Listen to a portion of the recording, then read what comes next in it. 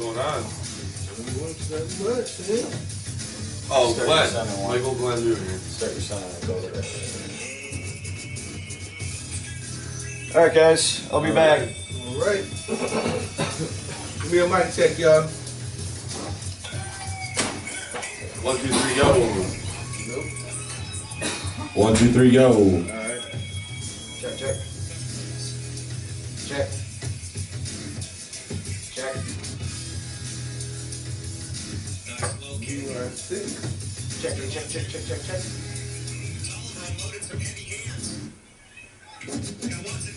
Check. What the hell? Check, check. Is 6 not turned up? Look, down at 6. 6 isn't turned up. What? Check, check, check, check, check, check, check. There you go, there you go. There we go. Alright. 1, 2, 3, 4, 5. You told me 6, 7. Yeah. No. I'll say check, check, buddy. Check, check, check. There you go. Now I'm on. There we go. So you got 5 on. Yeah, There you go. 6.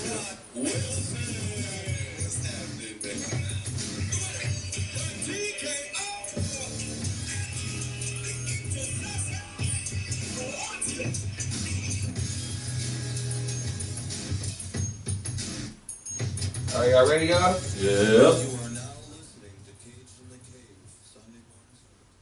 What up, people? What's going on? It's Andrew Lincoln, Sass and Watson. Bobby Adams. And it's your boy Wilson. Fight fans and shitheads, welcome to the year 2016. The last time we talked to you guys was last year. So 2016, we're doing bigger and better things for 2016 with Cage and Cave, and we're going to start by today with a huge announcement later on in the show.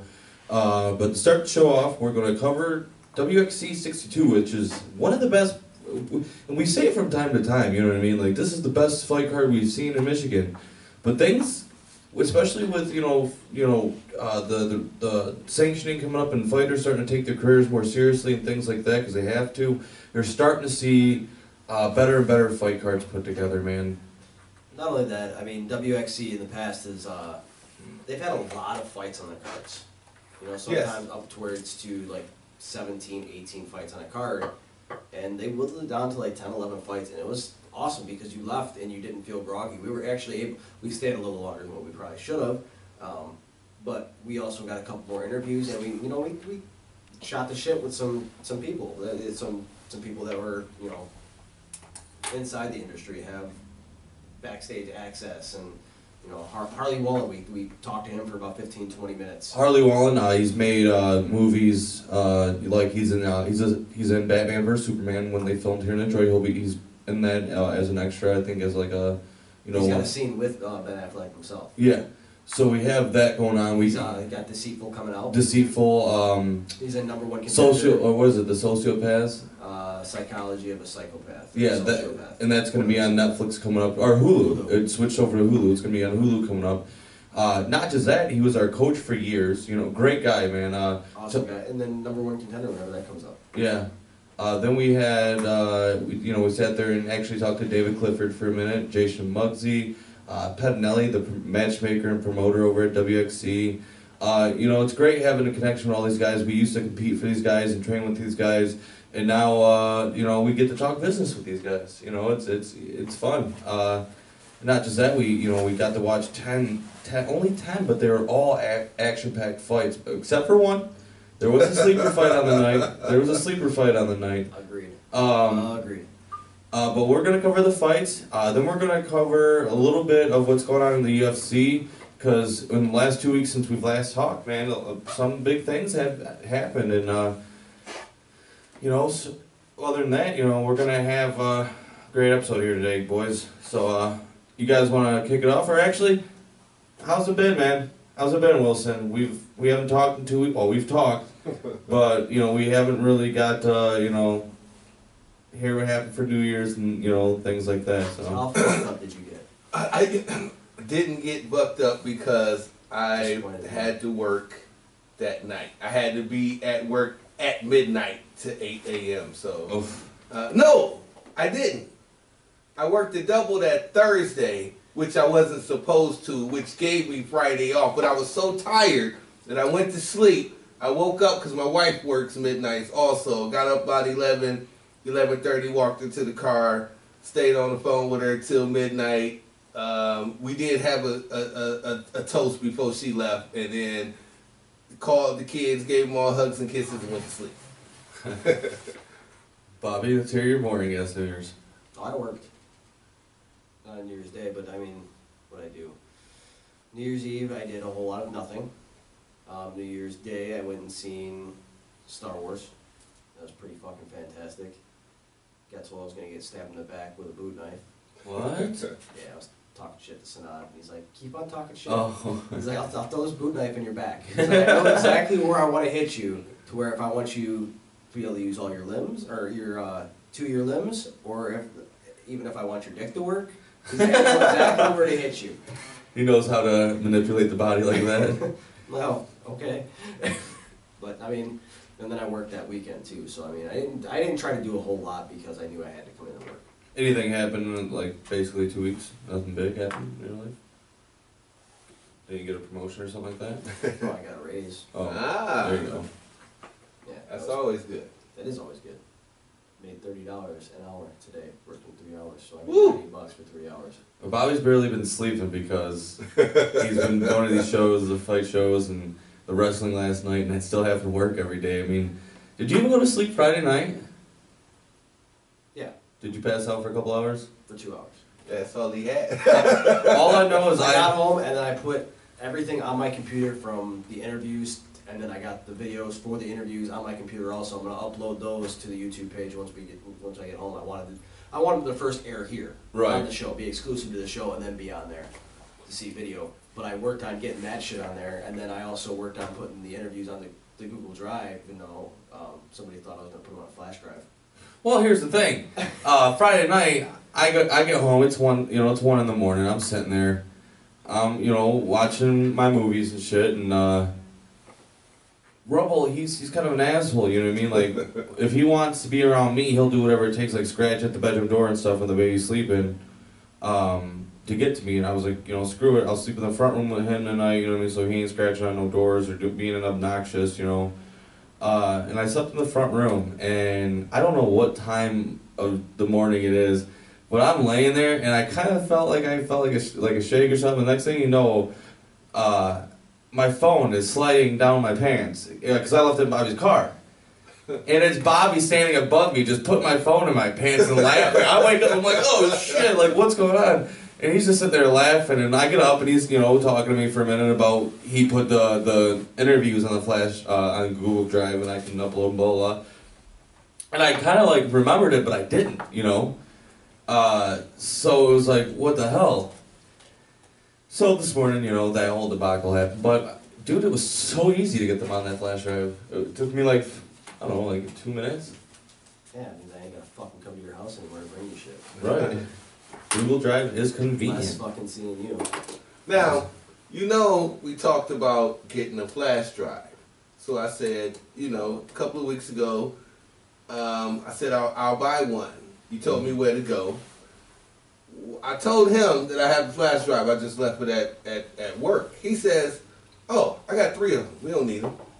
I'm like, why the fuck you didn't say that when we had this conversation about needing a flash drive? I thought everybody wanted their own flash drive in case they wanted to edit or do some shit themselves, some clips, maybe there's something throughout the week that I didn't hear in boxing or MMA or something that you just so happen No, to then think- we'll just tell you. We'll just instant message and say blah blah blah. Okay, well, we normally do, like when me and Bobby Nash goes wrong, like I sent you guys that video. That was an epic video, but yeah, but dude, what's weird is, all of us in this room Don't get aren't. Marvin making that video, by the way. Right. All of us in this room aren't, not too young, but we're also not too old. And all of our, New Year's sound the same exact fucking way.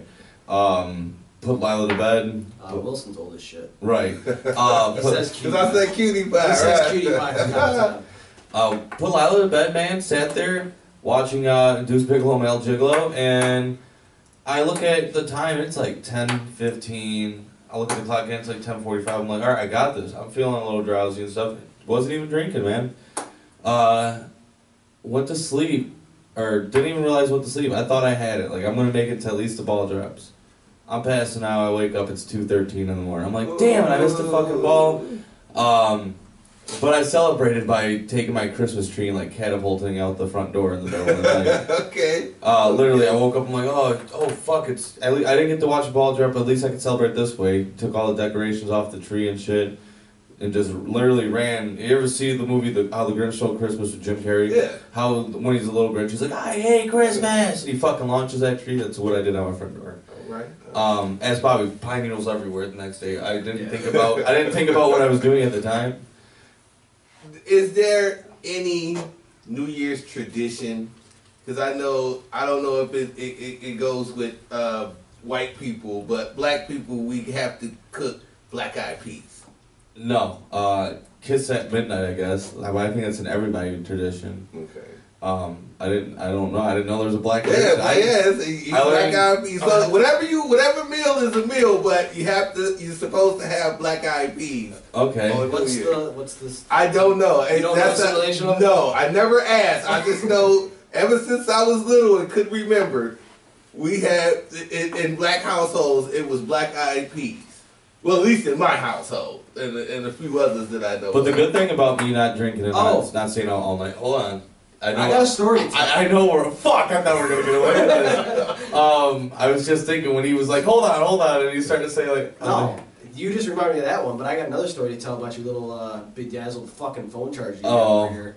But no, so the next day I wake up, dude, it's snowing, and I didn't go back to work until the following Monday, you know what I mean? Because from Christmas Eve until January 4th, I was off work, and my buddy texted me, he's like, hey, you want to go salt and snow? And I was like, sure, let's do it. Like, I fresh as hell. All the other, like, real coworkers Bedazzled. come in, and they're all hungover and shit, and I'm sitting there lifting 80 pounds of fucking salt at a time, and they gotta help each other and shit. But, yeah, other than that, just went back to work, and, you know, it's been relaxing. It's been a fun time.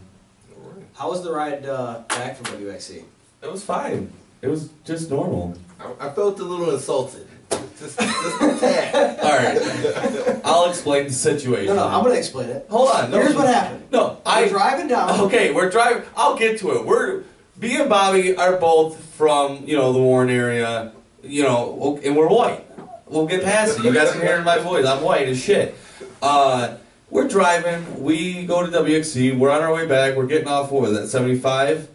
Southfield Freeway, okay. And Wilson's like, alright, get off on 7 Mile. So I'm like, alright, so we're getting off. It's 1 in the morning, just about. And I look over and I see, you know, obviously it was like a Detroit cop pulling somebody over.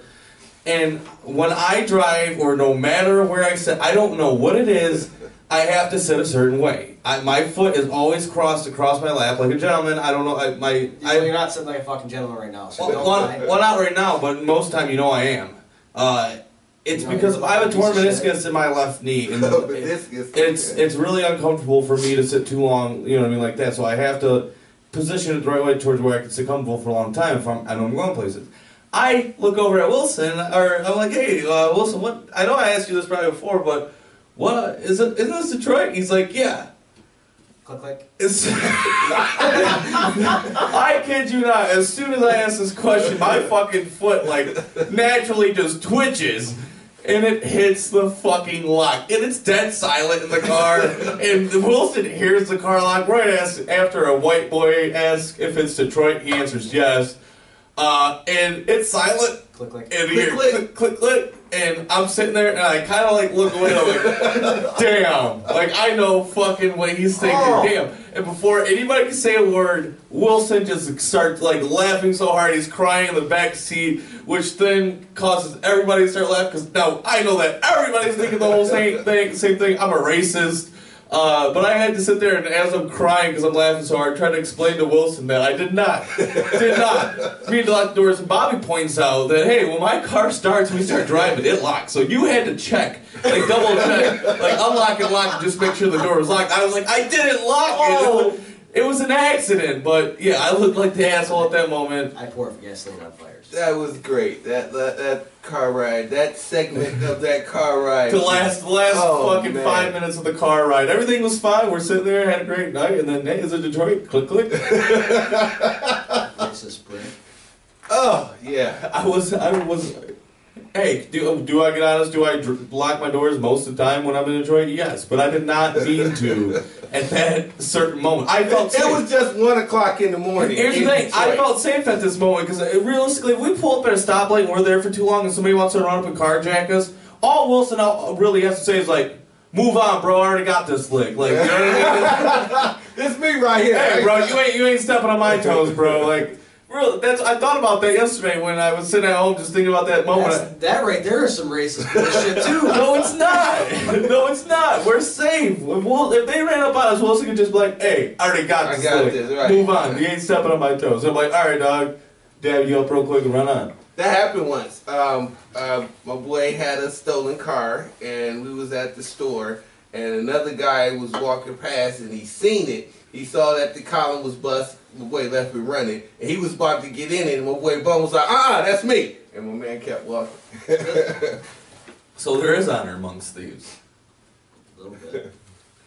But fucking A, Bobby. I thought we were gonna get past this. Oh, Fuck no. You think I'm gonna let you get past that? Fuck no. Just don't trip over that mic, Wilson. Right. It was a great moment because as soon as that shit happened, I just kind of like looked away, like hopefully nobody noticed what just happened. Oh, But it was too silent. There was no way I was getting past that. But all right, let's cover a little WXC real quick. So first fight of the night, we started off with Jared Jackson versus Dean Walsh. Fight kind of threw me through, Izzy. Yeah, they came out. Dean looked like the aggressor for a moment and got shot for a takedown. I figured he would have stayed up because that's Dean's strong point. He throws fucking fastballs. Yeah, he shot for a takedown, got him to the ground. Nice. Started a nice little beat down. Yeah, started a nice little beat downs, some scrambles and shit like that. Almost had a submission himself. And on the way out from a scramble, Jared caught his back. Jared caught his back and took him out. Dean is a very aggressive, hard hit and has great highlight reel KOs on his fucking resume. But one thing that I have noticed about him, man, is as soon as people start going for the submissions, especially that neck, this rear naked choke especially, dude, I've seen it about 5 times in recent memory. Lost this last fight for WXC, lost to Russell Campbell by rear naked choke. And then he lost at, where else did he lose? Right before that, it was by rear naked choke too. I've seen with a couple, at least 3 in the last several months of rear naked chokes by Dean Walsh losing end of things. Hats go off to Jared Jackson. No, hats don't go off to him because he was a fucking scumbag. I was just, Fuck? Oh yeah. I mean, the interview afterwards, I want to thank my couch and myself. So you're admitting you didn't fucking train. You're being a scumbag in that. Well, no, that's the big thing that happened, man. And then after he got out of the cage, he had to fucking run his mouth to his boy, or Dean's ran his mouth. Josh Guthrie. That's who it was. It was Josh Guthrie and some other kid, and John Johnson. The thing is, if I'm not mistaken, Josh Guthrie and Jared Jackson used to train together at Primates. So did. Because I was supposed to fight Jared Jackson. So, and that's why he said myself and Bola, because he had started training at Primates, I guess, again, but has a falling out with Dean, because Dean trains there now too, and left. And that's what that whole thing was about, was that he didn't even train with them or for the fight bowl, and that's what started the fight with the guys outside the cage. Like, oh, you're going to thank your fucking self after everything we've done for you, you know what I mean? So that's what that was, okay, because I didn't hear that part. Yeah, that's what that was all about. Because then after Josh Guthrie was chasing him back to the changing room, like, bro, you really gonna fucking like spit on our name like that and shit like that. I heard like an exchange between them, but that's what happened. Jared, he was hyped. I didn't mean to say hats off, but it's like, you know what I mean. You can't. You gotta be more respectful. You gotta be more respectable, but for him to notice a flaw like that in Dean and go after it when Dean was clearly the bigger, aggressive fighter, the hard-hitting fighter, he went through. Dean made a mistake. Dean should have kept the fight standing in the first place. In all honesty. And then the next fight of the night was Gary Edwards versus Akash Panu, man. Hard-fought fight, man. Panu took some fucking shots that fight. Panu took some shots, but here's the thing. For some reason, Gary kept on trying to take the fight down to the ground. And he was losing on the ground. Losing on the fucking ground, and he was winning the stand-up exchange. Right. Almost, I didn't understand it. Almost knocked Panu out a couple times. Had him rocked, in danger quite a few times. Panu was able to capitalize on the ground and sit there and grind it out and transition very well and go for multiple submission attempts and some. Yeah, because he failed on 2 guillotines. He showed heart, man, and that kid right there. I believe he's now 3-0. Gary Edwards was a more well-experienced veteran in the game. I know for a fact. So hats goes off to Akash Panu, man, training with the right gym and EMU, and I look forward to seeing him competing in the future because he's got, after that fight right there, if he can work on his stand-up, he's something to watch in the future, man. Now was Gary showing off with the long pauses and taunting, or was he trying to catch his breath? No, it was him being tired. Yeah, because I saw that. They were both. His hands were down at his waist. He was bending down at times during the fucking fight. He was tired. There was times when he bent down, and I was like, dude, why don't you just kick him in the fucking head? Or even like just throw a big, huge looping punch. Because he's too tired. You see how slow he's moving back, even when you do even when you do start moving forward. If he threw a huge looping punch, because I see that coming, I'm gonna try to get. Oh shit. No, but yeah, that fight right there, they're both dead tired towards the end of the fight. Third fight of the night was Julian Zapata versus Luke Shear. That was a fucking sleeper fight of the night, boys. Luke Shear, man, if you only knew how to really lock up a triangle, you would have finished that fight 4 or 5 times in a row. I've seen him fight before. He broke his hand. Right. He broke his hand Or his fingers. It was his thumb. It was his thumb. I remember his thumb was all fucking weirded out, and he was like, I think so. And Pellet was like, "Are you gonna fight?" Does he? To me. Thanks for blowing out my eardrum, by the way, Chewbacca. He looks like a guy that doesn't belong in the ring. He looks like it's a canceled fight, and they just say, "Hey, you, put on some gloves." No, that's what he looks like to me. Who, Zapata? No, Luke. Luke Sears. Well, he trains out of Mike Peltinelli, Norma Pastor's gym, the WXC gym. He trains out of the WXC gym. And he reminds me.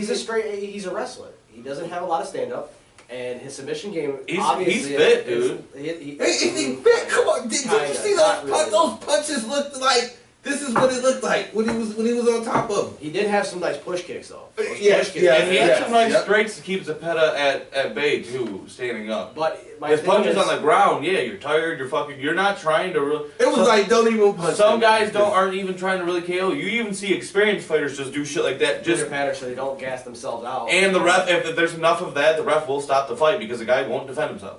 And Luke Shear at every which way in that fight had Zapata, I agree, but the thing with the triangle was he had the wrong legs locked up. Yeah. He needed to switch them.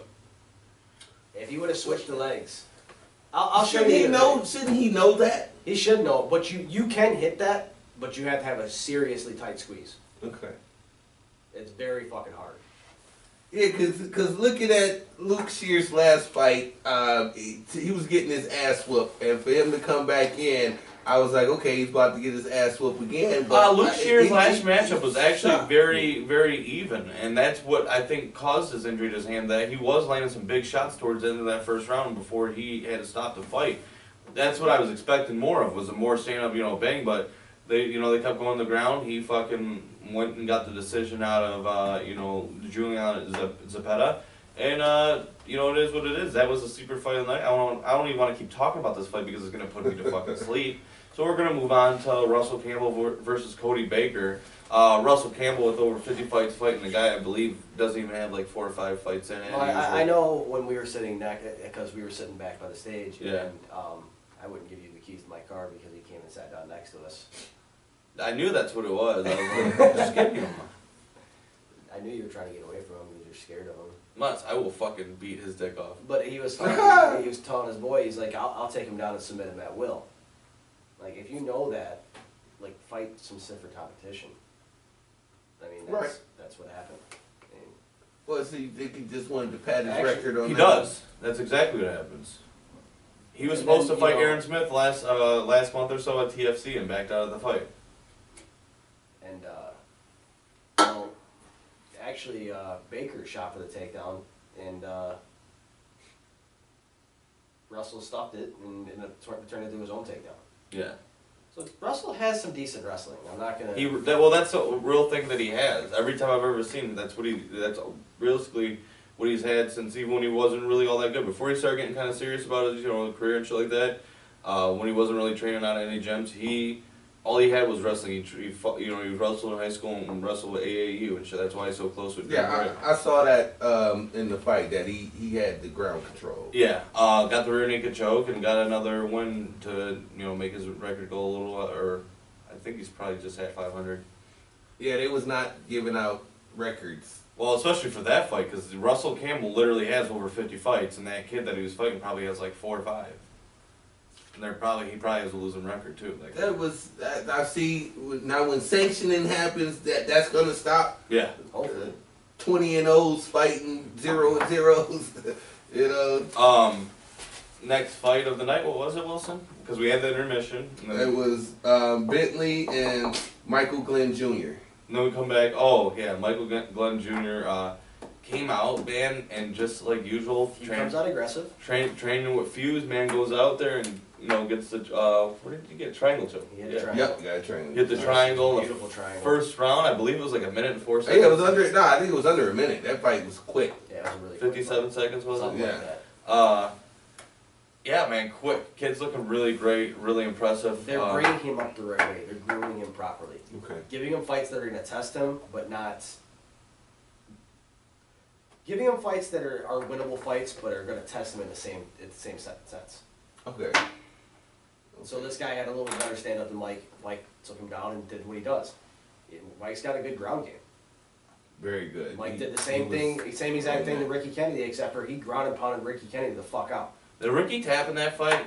I think so. Due to ground and pound? I think so. Okay, because I seen that, like, technically he has 2 tap outs. That's what I seen last night, out of Mike Lynn. Next fight of the night? Antonio Berkeley and Marcus Spaulding. This fight was actually kind of weird and fun at the same time. The first round was kind of slugfest. Both guys getting tired easily in the first round. Yeah, I think they was so aggressive. So, yeah. You know what? Here's the thing Marcus about Spaulding, though- Marcus fights too much. That's why his cardio isn't the greatest. Hmm. That takes a fucking beating on your cardio, dude. People think, oh yeah, I'm staying active constantly. Your body has no time to rest to repair itself, so your cardio isn't the greatest. But Marcus comes out, and Marcus is a gamer. Marcus showed that he's a gamer. He threw lots of hard punches, caught Antonio Berkeley. Give it some hats off to Antonio because he stood in there with him. Yes, yes. Marcus hit that huge slam in the first round. Yeah, that was a power, well, yeah. To end the first round, he threw a flying knee, a beautiful like 1-2, and then a high kick combo to another flying knee, and then Berkeley went to go in and clinch, and he fucking grabbed him and just went up with him, man, and big power slam. First round or second round starts. They go, you know, they hit the ground and shit. Not too much. Both guys looking very tired. They hit the ground. Yeah, they clinched up Berkeley, got the takedown. And man, Marcus got, you know, was sitting there trying to transition for some submissions. Finally got the belly down Got an arm. arm I'm like, go belly down, go belly down. He goes belly down. I'm like, yes. And everybody, you know, everybody thought Berkeley was, you know, hurt by the way he got up and acted for a second. Marcus even said that he heard a pop. You know what I mean? So hopefully, you know, Antonio, you know, got out of that fight without really being injured. Then we got the clip of the interview for Marcus Spaulding. You want to play real quick so that we can hear what he had to say after his armbar win?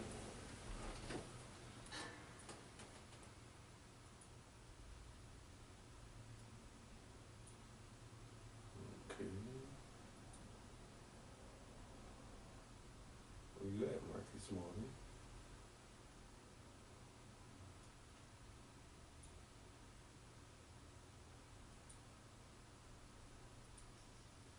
Oh no.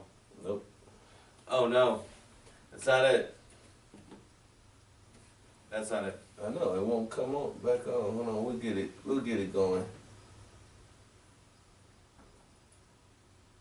All right, just keep talking. All right, yeah, let's keep let's keep it going. Next fight of the night after Marcus Spaulding versus Antonio Berkeley. Was Wheeler and Jose Johnson. Jose I Johnson versus Marcus Iceman Wheeler. It was originally, Jose Johnson's original opponent was supposed to be Shamir Shahid. Yeah. I don't know what had happened with the fight at all. we got some inside information from Jose Johnson in the interview that we have. Which we probably won't get up. Cause it's when I even put the other interview up, and with the time remaining, it has no time on it. That's why it's not playing. Huh. See, Nope. yeah, it's not doing it. Alright, well I guess in order to hear these fucking interviews, you guys are gonna have to watch the videos we put up today. Right. So, we got inside information from Jose Johnson.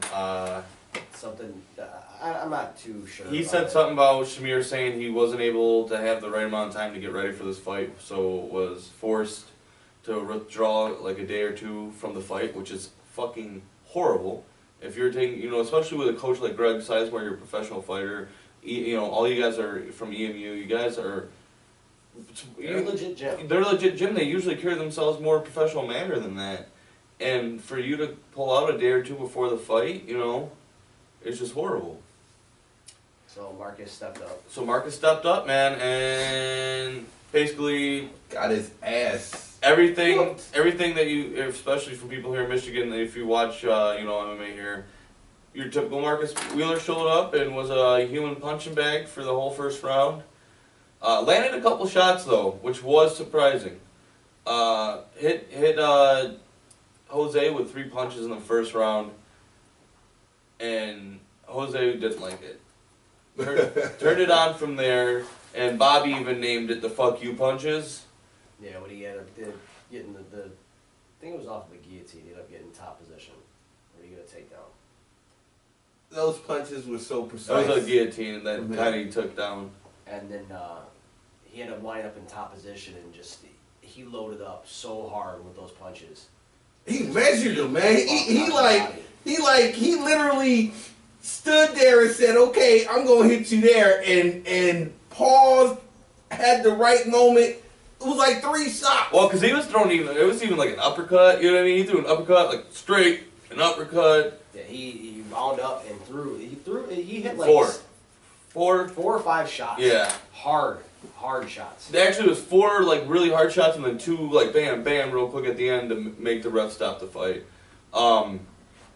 You know, gave a lot of credit to his coach. You know, at the end said he was disappointed in the fight for the fact that he did get caught, and he said he should have ended the fight sooner.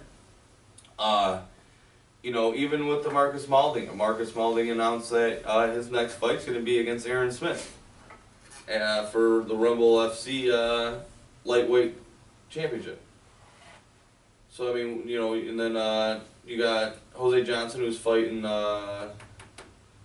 for Conrad Lokes, SoFly Combat League, February 6th. I forgot who we mentioned who his opponent was. But you know, you got another guy with over 50 fights. Yeah. And Jose Johnson. Huh? Another guy with over 50 fights in Jose Johnson. Yeah.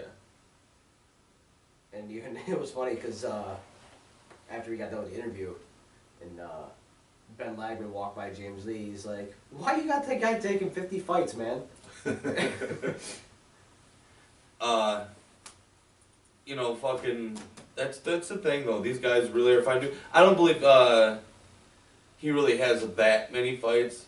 I know he has quite a few. I think he has like 30-something fights, maybe even like high 20s. But I don't know if it's quite as high as 50 yet.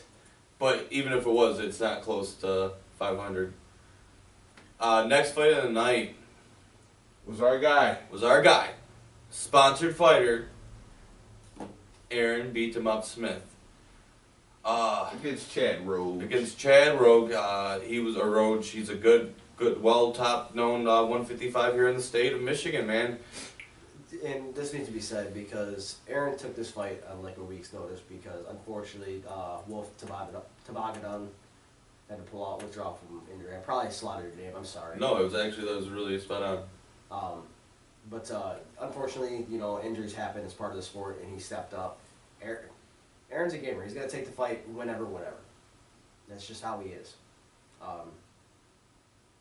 But you know, come out and Rogue did exactly what I figured he would try to do. He'd try to take him down. And hats off to Aaron, because Aaron worked his ass off in his wrestling game, and some of those transitions and the scrambles were fucking flawless. Dude, in the first round, Chad Rogue came out, got him to the ground, He shot right back up. Stood up, threw some punches, both of them connecting. Towards the end of the first round, I was so fucking impressed. Chad goes to shoot in for a takedown.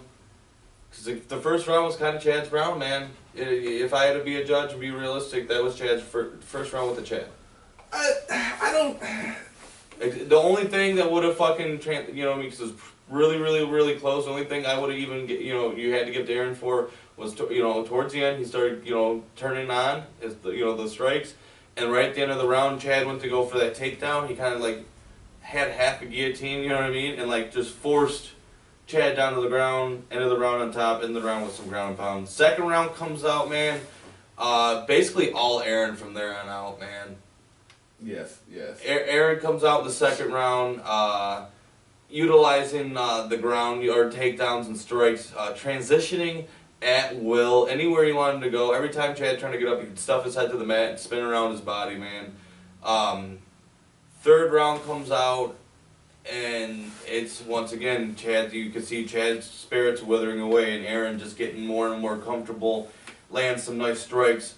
I don't know if it was a spear or a flying knee. It was a spear. Was it? Yeah. Something happened. Aaron said he got a spear. Yeah, he said he got a spear, but if you see, it's kind of like everything. He kind of like cannonball. If I say he got anything, he got a fucking cannonball on Chad Rogue. That's not a spear, bro. It was all this. He jumps at it, he's just all like, here, bam! And it was everything. A spear is one way. We know what a spear looks like. Who's fucking next, alright? Watch this video. Fuck that, the gore. Rhino, you motherfucker. He's from Detroit, you piece of shit. Yeah, he stole that move. Fuck you, he's been around way before Goldberg. Yeah, but he never used it. I'm saying it because he's seen Rhino last night. Gore. Georgie. But no, then we had, him get on top and land some. Dude, them punches were vicious. When Chad rolled over on his back, I knew that fight was over. Oh yeah, he didn't want any more. No, he didn't want any more. He sat there and pounded him out for the finish. And it was awesome. It really was. Had to go off to Aaron for taking a short fight on a short notice. Not just that, cutting down to 55 and coming into Michigan and taking out, as usual, one of the top guys in the state. No matter what weight division it is, this young man has gone out there and showed that he is the best no matter what weight division he wants to fight in. That's why he has 8 belts. Yeah, that's why he has 8 belts. There's enough for us to hold. Exactly. And he still had 4 on him alone. And me, Bobby, and Wilson are each holding a belt shit. And he still has 4 or 5 wrapped around himself. Or I had 2, you had 1, Bobby had 1. He had 4 on him. I'm like, holy shit, man. You got enough hardware yet? Matter of fact, when he was coming out, the guys in front was like, holy shit. And because they saw, how he carries his belts in. And then when it was and he's always carrying the motherfucker, so that's how he gets so stocky and belt. He's just out there curling his fucking belts all day long. And and after the fight, one of the gentlemen in front of us was like, I see why he got all those belts. So hey. But man, great fighter. Can't wait to see what's next for him. No matter where he goes in his career, Cage and Cave will be right there following him and supporting him. For sure. We also had an interview with him that's going to be having to go up on YouTube. Fighters fans, everybody listening in, I apologize sincerely about the interviews not being able to be put up with the show. I will get the audio up. Your interviews will still go up on the Cage in the Cave page for with the audio. You guys will also have the video that we shot at the event with the interviews on YouTube as well that you guys can go watch and share with your family and friends. Seriously, apologize. Didn't realize that this the MPEG or the MP4 wasn't gonna work. So we'll have to make up. We'll have him for next week. We'll have to make up for. We'll play him next week. Right. So our apologies to Marcus Spaulding, George Simos, Aaron Smith, and Jose Johnson. Yeah. As we said, we still will have your videos up within this by the end of the day or so, Bobby. Yeah, I'm gonna go home and work on them. Okay. Before I take my hibernation. But let's take a quick commercial break. Let's take an intermission, and we'll come back with the main co-main event, main event of the night. And stay tuned. This is Cage and K. We'll be right back.